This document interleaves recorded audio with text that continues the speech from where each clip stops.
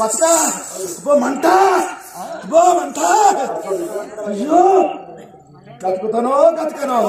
ఇక్కడ మంట మంట అడిగిన నీళ్ళు పోయింది మంట మండేది ఇక్కడ నా ఈపులరా ఇక్కడ నా మంట మండి మంట మంటపడి నెరపడి చదువుకోవాలి కారప్పొడి చల్లితే నేను బతుకుతానరా మంటల మంట ఉప్పు ఉప్పు చల్లాలి ఉప్పు ఉప్పు చల్లితే తినదారా కొయ్యదారా వేడి నీళ్ళు పోయింది బతుకుతానరా ఈడు మొత్తం కారెడ్డ మాట నాయబడి మాట ఏమరా నువ్వు ఇయ్యాల నాదా నేను ఏం చేయాలయ్యా మా తల్లి పోయమంటే కోసిన నువ్వు ఎన్ని తిట్టుకుంటా కోసినవో ఎన్ని మాటలు అనుకుంటా కోసినవో ఎంత ఏడ్చుకుంటా కోసినవో నేను చూడొచ్చిన్నా మరి ఇప్పుడు ఏం చేయాలయ్యా నేను నాకు రోగం ఎక్కువైంది రోగం పోవాలంటే బావా అప్పుడు లోకాల శంకరుడు ఏమనుకున్నాడు శివజ్యోతి ఇక్కడ ఉన్నట్టు అబద్ధం ఆడబోదు ఇక్కడికి వెళ్ళి మెల్లగా అడవిలకు తీసుకుపోయి అట్ట కట్టాలు పెట్టి అరాప గుర్రాలు పెట్టి ఏదన్న విధం వేసి అవతల అటువంటి అవతల ఆడించి అవతల పడతాడు అన్నడే భగవంతుడేమో శివజ్యోతి నా రోగం పోవాలంటే మనం ఇక్కడ కాదు అక్కడ కాదు తిరుపతి తీరంగా ఓనంది మానంది కాశీ గయ యమునవాడ పుణ్యక్షేత్రాలు తిరగాలి ఏ గుండం లోపలన్న మనకి ఏ దేవుని కన్నా వరం పడితే నా రోగం పోతుంది కావచ్చు నా రోగం పోవాలంటే యాత్రలు తిరగాలనమ్మ యాత్రలు తిరగాలంటే కాలినడక రావాలంటే నా తరము కాదు వడ్ల ఇంటికి పోయి 3 కిలోల బండి వేయించుకొచ్చి 3 కిలోల బండి లోపల నన్ను కూర్చుండబెట్టుకొని తీర్థయాత్రలు ఇంపుక రమ్మన్నాడే భగవంతుడేమో అమ్మవారు శివజ్యోతి భర్త అంటే భాగ్యవంతు భర్త అంటే ఆగు భగవంతుడు అనుకుంటుంది ఆ కన్న తల్లి వేయింది అక్కవారి ఇంటికి వెళ్ళిపోయి ఒక 3 కిలోల బండి వేసుకొని వచ్చి భర్తను కూర్చుండబెట్టుకొని ఆగు తాడు ఆ బండికి కట్టి కొరకొర గుంజుకుంటే ఎప్పుడు ఆ భర్తను ఆ బండి లోపల 3 కిలోల బండి లోపల కూర్చుండబెట్టుకొని పోతుంది ఆ తల్లి భగవంతుడు చూసిండు వసే వసే శివజ్యోతిగా చూడు అని సూర్య భగవాన్ కలిసి 7 రోజులు కొట్టే ఎండ 1 రోజు కొట్టు అన్నాడు 7 రోజులు కొట్టే ఎండ 1 రోజు ఎప్పుడు కొడుతున్నాడు రామరంటి పాదము ధరణ మీద పెడితే గమలోని పొక్కులు కొడుతున్నాయి పొక్కులు మారు పొక్కులు పడుతున్నాయి ఆ వరవర వరవర వరది అనుకుంటా కన్న తల్లి ఆ శివజ్యోతి హరియ రమ రమ రమ రమ రమ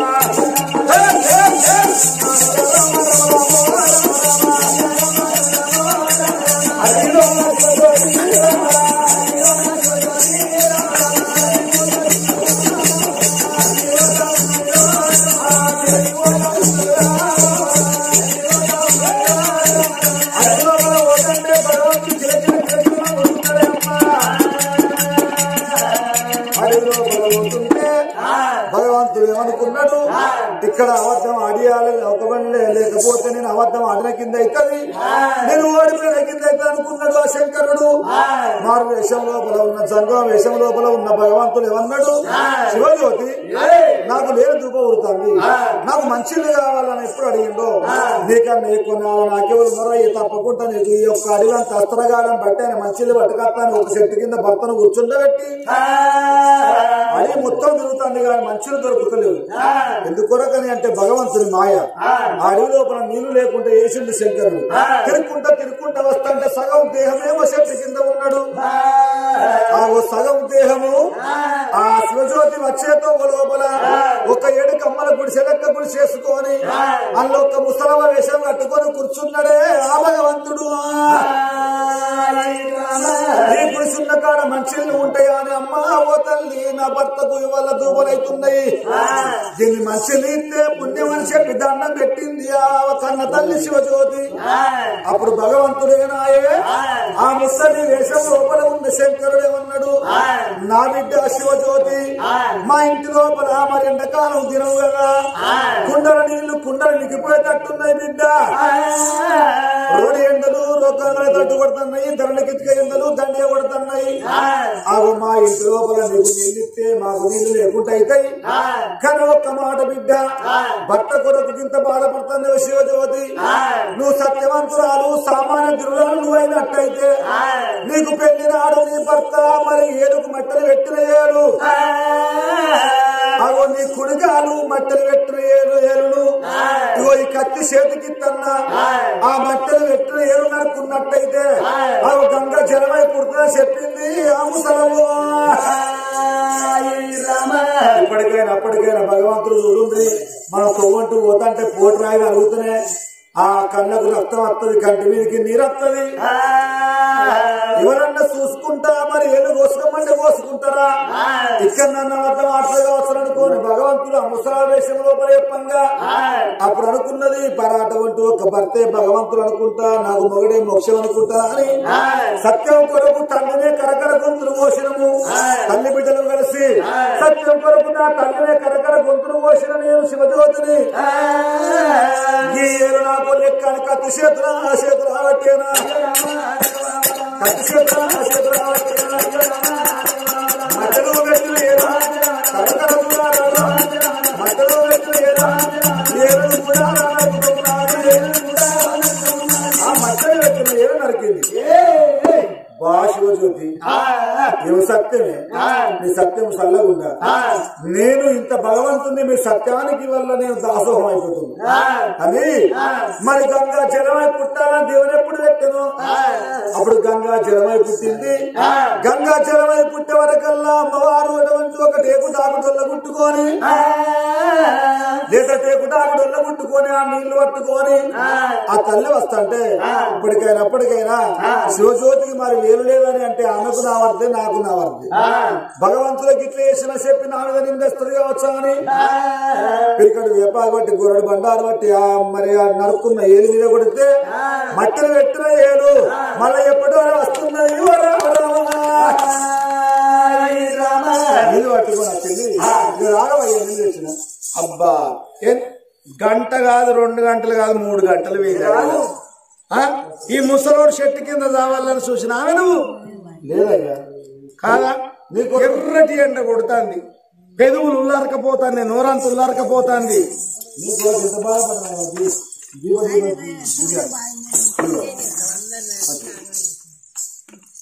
అన్నడా లోకాల శంకరుడు ఇట్లా నన్ను అబద్ధమాడిస్తానా అని సగం నీళ్లు తాగిండు దేవుడు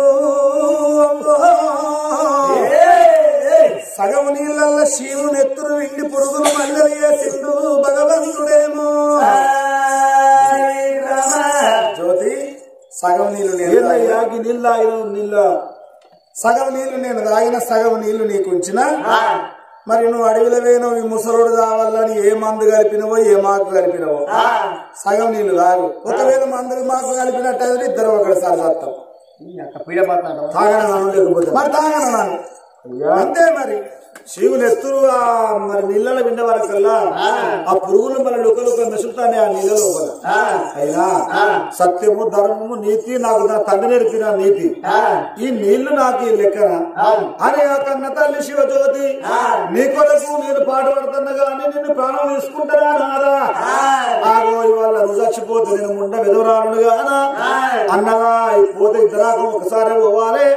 ఆ శివుని ఎత్తురు అంటలేదు పురుగులు మల్లెలు అంటలేదు గడగడ నీళ్లు తాగుతున్నది ఆ శివజ్యోతి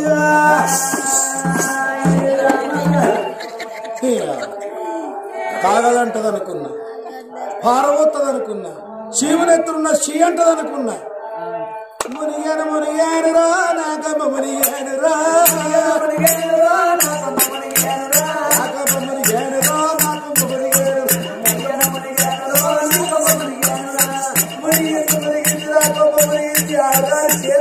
ఓడిపోయే కాలం వచ్చింది అయినా ఇంకా లేదా సమయం చూడనే చూస్తానని చేసుకున్న భార్యని ఎంట పెట్టుకొని ఎన్నో యాత్రలు తిరుగుతాను గాని ఏ దేవుడు రోగం కొడతాడు కూడగొడతలేడు ఈ దేవుడు ఇక్కడనే ఉండే ఆ దేవదేవ జంగమయ్య దేవుడు లోకాల శంకరుడు రాను రాను కాశీకి చేరుకున్నారయ్యా ఓ పెద్దలారు కాశీకి వచ్చేటల్లకప్పుడే తెల్లవారే సమయం అవుతున్నదాట తెల్లవారే సమయం అయితే కాశీ గుడి తలుపులు తెరవక ముందు అదే ఊరి లోపల ఉన్నది ఒక్క భోగమా కలవాత రోజుకొక్కసారి వచ్చి గుడి తలుపులు తెరవక ముందు అందమైన నాట్యం ఆడిపోతున్నదాట ఆ భోగమ కలవాత ఎందుకు నాట్యం ఆడుతుందంటే ఎన్ని రోజులకున్న భగవంతుని స్వాస్థ్యంగా నిజారూపం చూడాలి పొందితోని కైలాసం పోవాలని గుడి తలుపులు తెరవక ముందు రోజుకొక్కసారి వచ్చి నాట్యం ఆడిపోతుందట అప్పుడు లోకాల శంకరుడు ఏమనుకున్నాడు నా భార్య అటువంటి శివజ్యోతి బంధుకుండంగా పరాయి ఆడదాన్ని కోరుకుంటా ఒక్కరోజు రాత్రి ప్రేమకు నా దగ్గరికి తీసుకురమ్మంట తీసుకొస్తుందో తీసుకురాదో తీసుకురావన్నట్టే అబద్ధం ఆడినట్టే అని మనసు లోపల పెట్టుకొని లోకాల శంకరుడు శివజ్యోతిని చూసి ఏమన్నాడు బాబా శివజ్యోతిగా పిల్ల కూడా ఎంత ముద్దు ఉన్నది ఆయన ఉన్నది ఆ పిల్ల మీద నాకు మనసు కలిసి కలిగింది దేవి బాబు ఒక్కరోజు రాత్రికి నా దగ్గరికి తీసుకురమ్మన్నాడే భగవంతుడేమో అప్పుడు అమ్మవారు శివజ్యోతి గుండెలు గుబెళ్ళు అన్నాయి కార్యాలు జల్లు అన్నాయి నారాధన కులపోళ్ళంటే భోగమల్లు వాళ్ళు అయినోళ్ళకు చెడిపోతారు కానోళ్ళకు చెడిపోతారు దాని మీద నీకు మనసు ఎట్లా పడ్డదయ్యా నాదా నేను నీకు లేను నాదా అని ఎన్ని రకాలు చెప్పిన గాని లోకాల శంకరుడు వింటలేడు నేను తీసుకురాను అని ఒక్క మాటను అంటాడు అప్పుడు అమ్మవారు శివజ్యోతి ఏమన్నది నాదా నువ్వు ఆడదాని మీద మనసు పడ్డవు కాబట్టి ఈ అల్లని చెప్ప రేపని చెప్ప ఎన్నడో ఓ రోజు తీసుకొచ్చి నీ పక్కన దోరుతానన్నది ఆ బాల శివజ్యోతి అప్పుడు కాశీ లోపల భార్య భర్తలు ఏనాడు ఉంటున్నారు అమ్మవారి శివజ్యోతి ఏమనుకున్నది నిర్వయ్యా భోగం వల్ల కలవాతిని ఒకవేళ నా భర్త కోరుకున్నాడు రమ్మన్నట్టే అది చెప్పుతోటే కొడుతుందో చీపురుతోటే కొడుతుందో నువ్వు ఆడదాని కాదా అని నా దగ్గరికి ఎట్లా చదువుతున్నామంటది కావచ్చు ఆమె నా మీద మనసు కలగాలంటే నేనేమి వెయ్యాలని అర్ధరాత్రి లేసి భోగం వల్ల ఇంటికి వచ్చి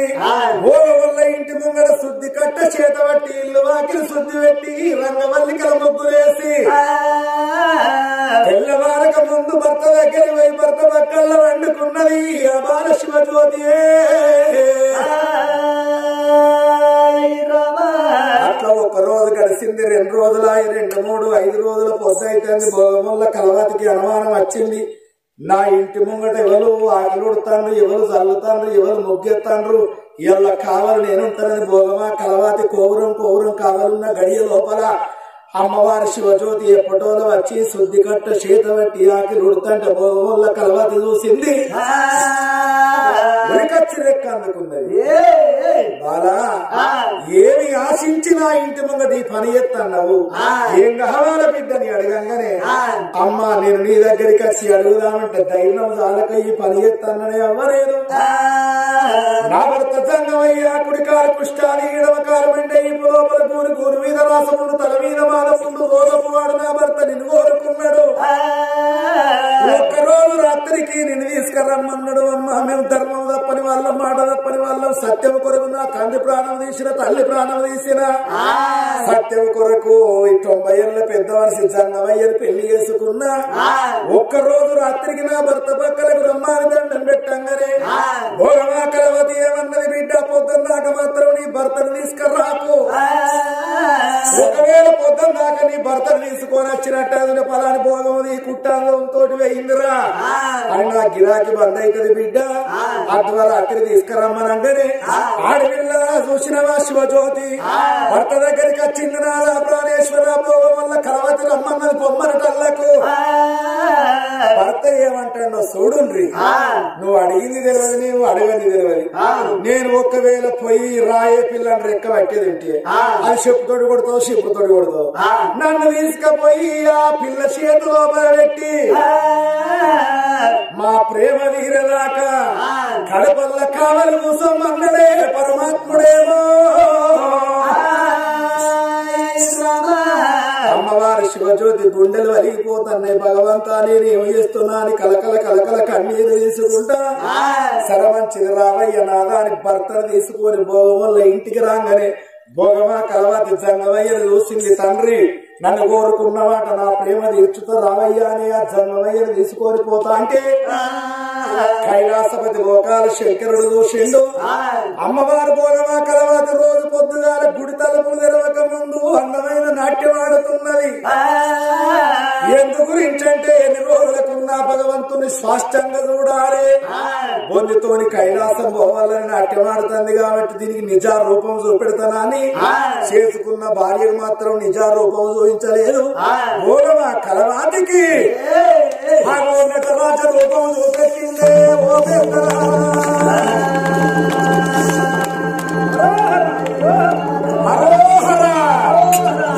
నటరాజ రూపం చూపెట్టగా భోగమా కలవాతి గిర్ర గిర్ర తిరిగినాయి. ఓ దేవుడో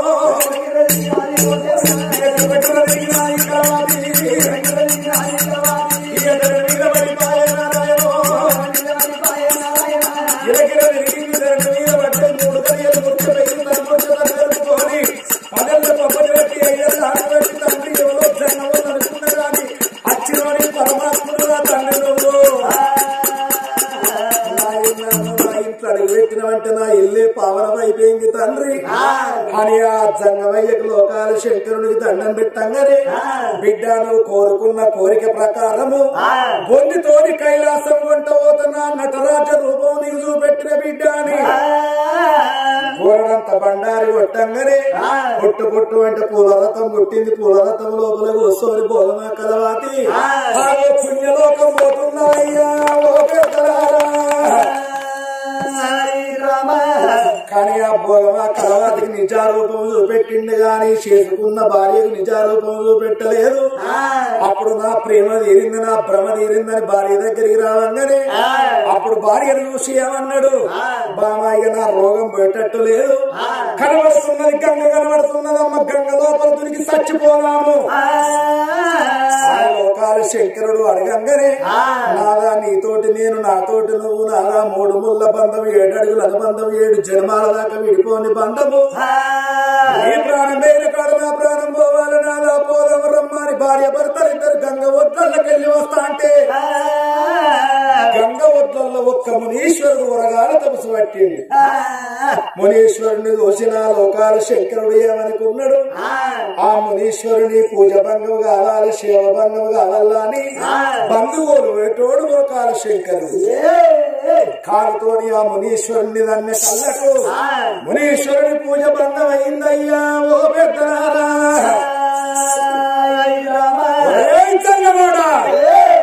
ఎన్నో రోజుల బట్టి పూజలు సేవలు చేస్తున్నారా, నా పూజ భంగం చేసినవు నా శివ భంగం చేసినవు కాబట్టి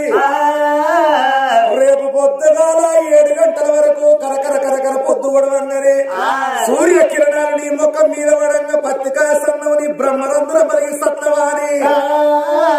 సట్టించి శాపన పెట్టిండే ఆ మునీశ్వరుడు. అప్పుడు అమ్మవారి శివజ్యోతి ఆ మునీశ్వరునికి దండం పెట్టింది, అయ్యా తప్పులు మన్నించు నా తనువులు కాపాడు,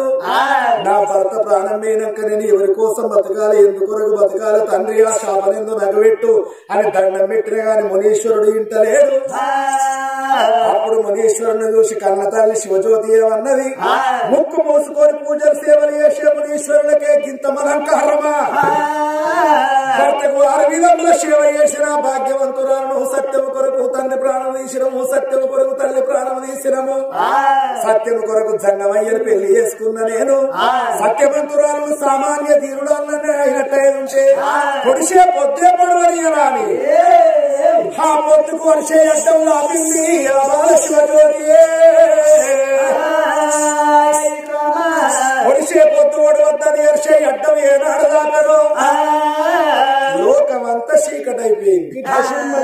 లోకమంతా శూన్యమైపోయింది. గడియలు గడుస్తున్నాయి కానీ తెల్లవారతలేకపాయే. సూర్య భగవానుడు 6 సురలతో పట్టుకొని బయటికి వచ్చిండు. వర్షే అడ్డం వంటి కిందికి పోతున్నాడు. ఈ తతంగమంతా బ్రహ్మ మానస పుత్రుడు నారదుడు చూసిండయ్యా. ఓ పెద్దలారా దగ్గరికి పార్వతమ్మ మీరు భార్య భర్త ఇద్దరు పెట్టుకొని ఆవులను కొట్టాడు దగ్గర కాళ్ళు కొట్టినట్టు భూలోక నగరం తండ్రి పోయి కింది కష్టాలు పెట్టిండు అమ్మవారు శివజ్యోతి పొడిసే పొద్దే పొడవద్దని అరిసి అడ్డం లాపింది మనం పోకపోతే లోకం అంతా చీకటైపోతుంది పోరామరమ్మని పార్వతమ్మని ఎంట పెట్టుకొని గంగ ఒత్సల్లో పుట్టిందయ్యా ఓ పెద్దలారా అమ్మవారు పార్వతమ్మ శివజ్యోతి దగ్గరికి వచ్చింది బాలా శివజ్యోతి అరిసే అడ్డం వెనుకకు ఈ బిడ్డ అతనికి ఏం కాదు అతడు ఎవరో కాదు లోకాల శంకరుడు అతనికి ఏం కాదు బిడ్డ అని చెప్పటల్లకు అమ్మ నేను అరిసే అడ్డం వెనుకకు తీసేదాన్ని కాదు భర్త ఆజ్ఞ లేని అరిసే అడ్డం వెనుకకు తీయనన్నది అప్పుడు లోకాల శంకరుడు శివజ్యోతిని చూసిండు బామా శివజ్యోతి నాకేమి కాదు అరిసే వెనుకకు తీయనటల్లకు అమ్మవారి శివజ్యోతి అరిసే వెనుకకు తీసేటల్లకు సూర్య భగవానుడు రగరగరగరగనుకుంటా పొడిసే పొద్దు అన్నాడు ఒడుస్తున్నదో పొడిసే పొద్దు అటువంటి లోకాల శంకరుని మీద పడంగానే ఆ కుష్ఠాది రోగం మొత్తం మటమటాన మాయమయ్యి నటరాజ రూపం ఎత్తిందో భగవంతుడేమో నటరాజ రూపం ఎత్తంగానే అమ్మవారి శివజ్యోతి పదల్ల పప్పది పట్టింది ఐదల్ల ఆరతి పట్టింది అప్పుడు శివజ్యోతిని చూసిన లోకాల శంకరుడు ఏమన్నాడు బాలా శివజ్యోతి నేను మీ దగ్గరికి వచ్చి 3 వరాలు కోరుకున్న బిడ్డ నీకు కూడా 3 వరాలు ఇస్తా కోరుకోమంటే అమ్మవారి శివజ్యోతి ఏమన్నది తండ్రి 3 వరాలు నాకు 2 వరాలు చాలు మొదటి వరం లోపల నా తల్లిదండ్రిని లేపు 2వ వరం లోపల నన్ను భార్యగా స్వీకరించు అన్నది ఆ బాల శివజ్యోతి అప్పుడు లోకాల శంకరుడు ఏమన్నాడు తడాస్తు బిడ్డ అన్నాడు భగవంతుడు అరిసే అస్తం దాపటల్లకు బొట్టు బొట్టు వెంట సుమంత మహారాజును సుభద్రదేవి ఉషో నిద్ర వేసి వస్తున్నారయ్యా రామ శివజ్యోతి నిన్ను భార్యగా స్వీకరించాలంటే ప్రపంచం పుట్టపంతం ఉన్నది పెరగపంతం ఉన్నది ఉప్పు పప్పు చోట ఉడక పంతం ఉన్నది ఇక్కడికి దగ్గర నాడేమో భోగం వాడ నేడేమో యమలవాడ యమలవాడ కాడ చూసిన రాజరాజ నరేంద్రుడు రాజరాజ నరేంద్రుడికి కుడికాలు పుష్టాలు ఇరవకాలు మండే ఇప్పు లోపల కూలి మీద రాసపండు ఉంటది ఎక్కచ్చిన గుర్రానికి కూడా రోగం ఉంటది కుక్కకు కూడా రోగం ఉంటది ఎన్నో యాత్రలు తిరుక్కుంటా వస్తాంటే భోగంవాడ కచ్చిండు భోగంవాడ కాడ ఎండ బాధ భరించలేక ఒక్క చెట్టు కింద ఉంటే కుక్కకు రోగం ఉన్నది కాబట్టి ఈ మంటలకు తాళలేక ఒక్క తుంగ గిరియాల మడుగు లోపల బొర్రితే ఆ తుంగ గిరియాల మడుగు లోపల యాపకాంత లింగమైన ఉట్టేది ఉన్నది ఆ తుంగ గిరియాల మడుగు లోపల బొర్రితే కుక్కకున్న రోగం పోతది ఆ కుక్క వచ్చి రాజు దగ్గరికి వచ్చి నీళ్లు చిలికరిస్తే రాజు రోగం పోతుంది గుర్రం మీద పడితే గుర్రం రోగం పోతుంది అప్పుడు రాజరాజ నరేంద్రుడు ఇదేమి కలిమాయని తుంగ గిరియాల మడుగు లోపల ఎంపులు ఆడితే నేను మొత్తం అంత లింగమై దొరుకుతా ఆ లింగమై దొరికిన గడియ లోపలదే తుంగ గిరియాల మడుగు కాడ 4 తంబాలతోని అందమైన గుళ్ళు గోపురాలు కట్టించేది ఉన్నది రాజరాజేశ్వర స్వామినై నెరిసేది ఉన్నది అక్కడ పార్వతమ్మ ఉంటది కొప్పన గంగదేవి ఉంటది నాకు ఎదురుగా ఆగో శివజ్యోతి వై పుట్టు అన్నడే భగవంతుడేమో ఎప్పటికైనా ఎవరవాడకు వైరలు చూడుండ్రి అక్కడ పార్వతి కొప్పన గంగదేవి ముందుగోలు గండ దీపం పట్టుకొని శివజ్యోతి ఉంటది గండాలు ఒలిగిపోతే గండ దీపం లోపల నూనె పోతామని మొక్కుతాం మనము గండ దీపం లోపల నూనె పోసేది గానే శివజ్యోతి అప్పుడు దేవుడు లోకాల శంకరుడు భార్య భర్తలు చూసిండి ఏమన్నాడు కొడకాస్తమంత మహారాజా బిడ్డ సుభద్రదేవి మీ దగ్గరికి వచ్చి 3 వరాలు కోరుకున్నా కాబట్టి మీ భర్తను నడిపాపట్ల రంపం పెట్టి చెట్టును కోసినట్టు శిరసాగాని కోసినము ఆగో కోసింది కాబట్టి ఇప్పటికైనా దీవెన పెడుతున్నా రానున్న కాలం లోపల సుభద్రదేవులు కొబ్బరి చెట్టు వైపు పుట్టాలి సుమంత మహారాజు కొబ్బరి కాయాలి కొబ్బరికాయలు తీసుకొచ్చి ఎవరైనా గాని గుళ్ళ కాడ గోపురాల కాడ కొడతారు సగం వక్కేమో దేవునికి అప్పగించి సగం వక్క పట్టుకొని పోతారు అలనాటి కాలమందు సగం కోరుకున్న నేను ఎడమ పక్క మాంసం బారేసి కుడి పక్క మాంసం కూరండి పెట్టు అన్న కాబట్టి కొబ్బరి చెట్టు కాయలని దీవెన పెట్టిండు దేవుడు. అప్పుడు పోతాల శంకరుడు పార్వతమ్మ పోతా అంటే పార్వతమ్మ ఏమన్నది, నానా నా కింద ఓడిపోయిన అంటుంది ఆ పార్వతమ్మ. పార్వతి ఓడిపోయినవయ్యా నేనా? నువ్వు ఓడినావు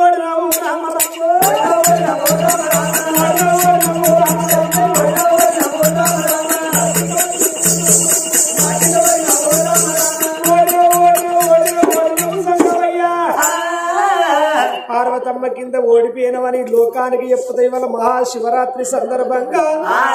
ఈ లోకానికి నన్ను కనపడుతుంది వాళ్ళ చెప్పుతారు అన్నది ఆ పార్వతమ్మ. ఓడిపోయినా? పార్వతమ్మ కింద నా భక్తులను ఓడించినవా?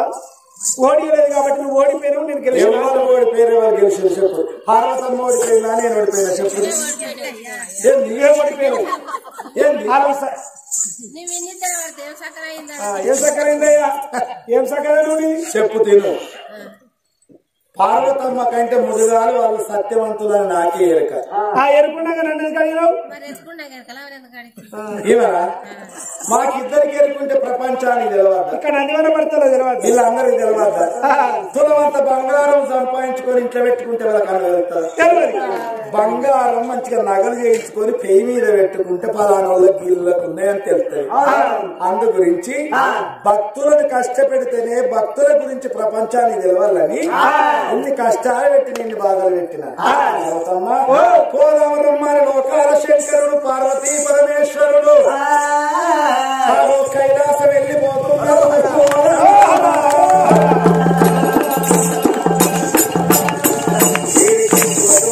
సంపూర్ణమైతున్నది. మహాశివరాత్రి సందర్భంగా నంది వనపర్తి గ్రామం లోపల మరి సత్యమైన కథ చెప్పించిన దాతలకు ముట్టింది ముచ్చం కావాలి, పట్టింది బంగారం కావాలి, ధనము ధాన్యం ధనకలకు వస్తువాహనాలు కలిగి తోవల మల్లయ్య తోడ ఉండి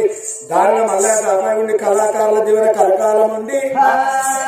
ఆ ఎల్లవేళల భగవంతుడు సిద్ధేశ్వర స్వామి. ఏంటి? సిద్ధేశ్వర స్వామి. మరి బిలకంటి శేఖర్ రెడ్డి గారు,